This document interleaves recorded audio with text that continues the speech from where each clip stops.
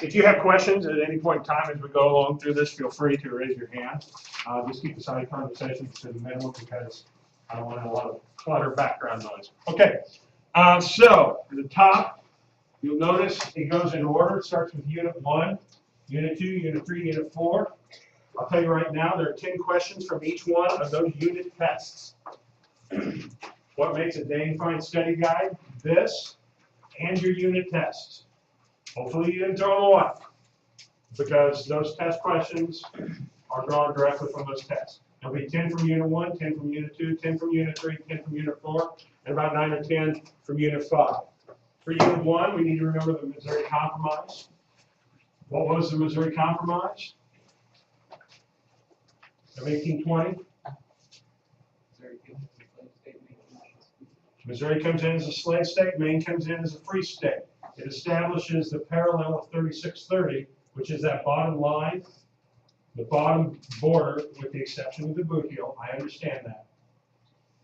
As the northern border, slavery would not exist north of 3630, except for the state of Missouri, and it would be a slave state, and Maine would come in as a free state.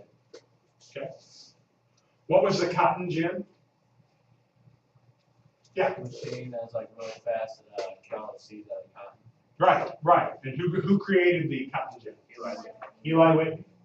And because of the creation of the cotton gin, being able to remove those seeds from the cotton at an ungodly increased rate, what does that make cotton? What does that do for the growth of cotton? Yeah. Makes cotton king, right? Makes cotton the single largest cash crop in the South, and thus promotes what? Slavery. Very good, Ms. Biden. Slavery. Nullification theory. What is the nullification theory? Hint, South Carolina. Nullification theory is that if the federal government passes a law that you, a state, do not like, you don't have to follow it. You can just choose to nullify it. You can choose not to follow it. You can choose not to enforce it. Yes? So we'll have to know who proposed the theory of nullification.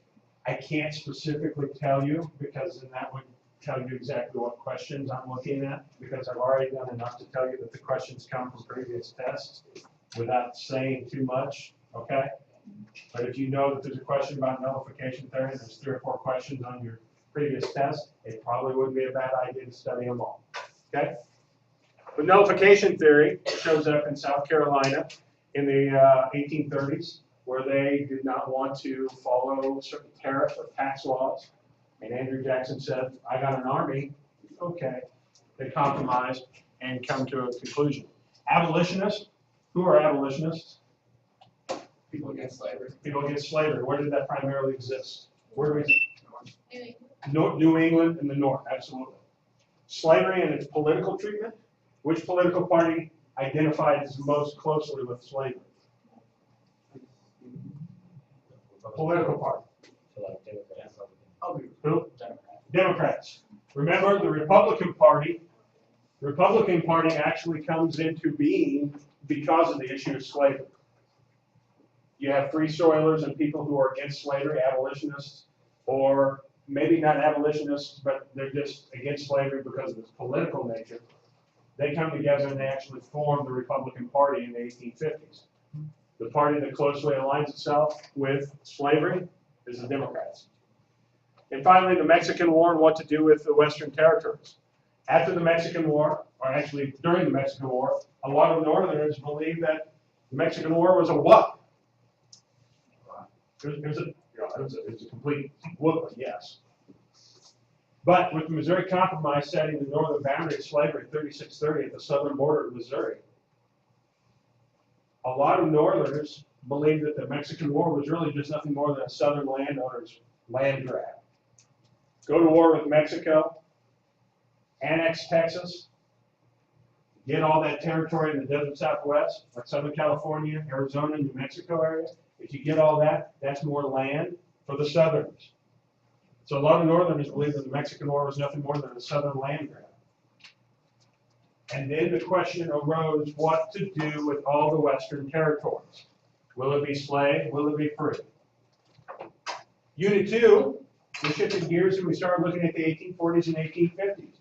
And during that time period, we see Harriet Beecher Stowe and Uncle Tom's Cabin. You need to know about that. As Abraham Lincoln said, the little woman who wrote the book that started the big war.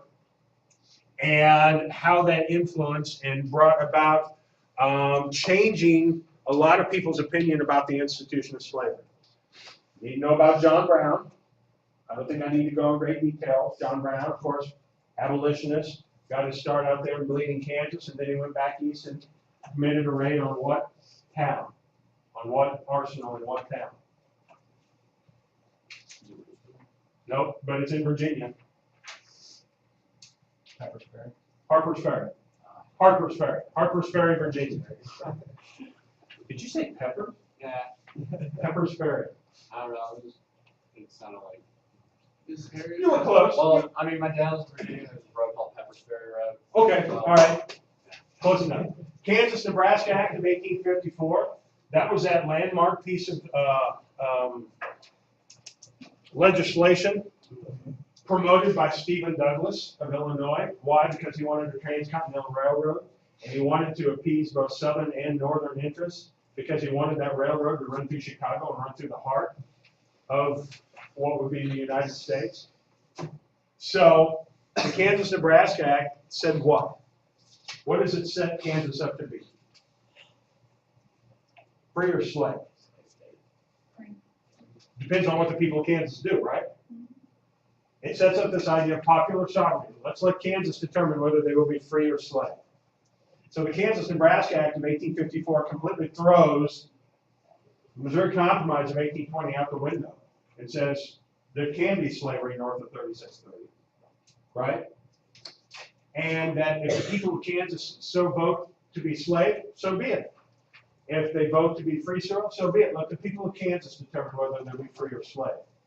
And then, of course, the Kansas-Nebraska Act of 54 actually sets up Bleeding, Kansas. But we also see along the way the Dred Scott case. Dred Scott, the slave down in St. Louis, who sued for his freedom on the premise of once free, always free. Okay? And established that, or he, not established, he argued, like many slaves before him in St. Louis, by the way, that I had lived in free territory, I am free, you can't keep me. And eventually, it goes all the way to the United States Supreme Court. The United States Supreme Court says what in the Dred Scott case? He's not free. In fact, this case shouldn't even be here, because the Constitution was not written to recognize the rights of a black man. In fact, the Constitution does not recognize that there are any rights that a black man should have, or any slave, or any Negro. So the Dred Scott case really established, or really just kind of throws fuel on the fire, because it's coming about the same time as Bleeding, Kansas. And the whole topic of slavery is really just coming to a boiling point. And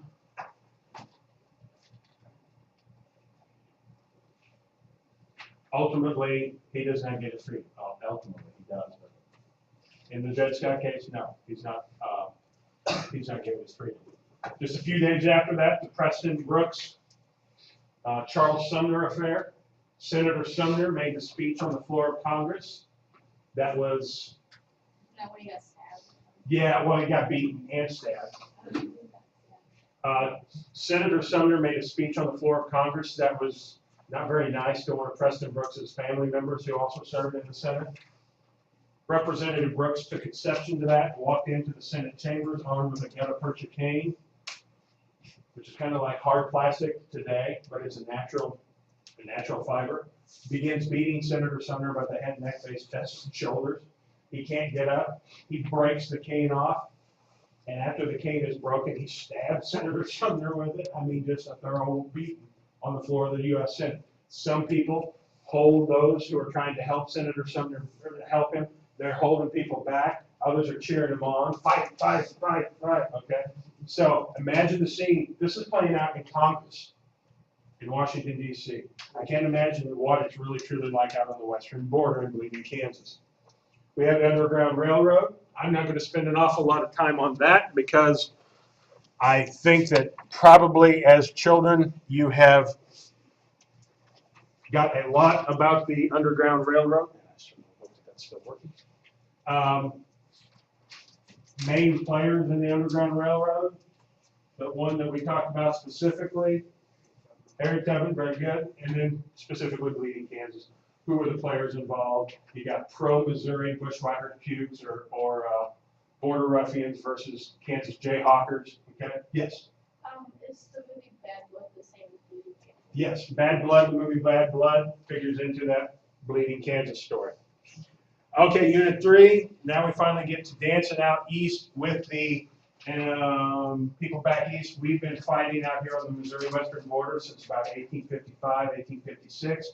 But in 1861, with the election of 1860, you have 4 people running for office. Lincoln wins immediately. The Deep South secedes from the Union. The Upper South secedes after the firing on Fort Sumter. And Lincoln's response to the firing on Fort Sumter. The Confederate capital. What is the original Confederate capital? Alabama or some. Montgomery, Alabama. Montgomery, Alabama is the original, initial capital, but then after Virginia secedes, they move it to Richmond, Virginia. Who is the president of the Confederacy? Very good, Jefferson Davis. You might want to look over your notes about the advantages and disadvantages between North and South at the onset of the Civil War. Familiarize yourself with the Battle of Bull Run. The ironclads, the battle between the 2 ironclads.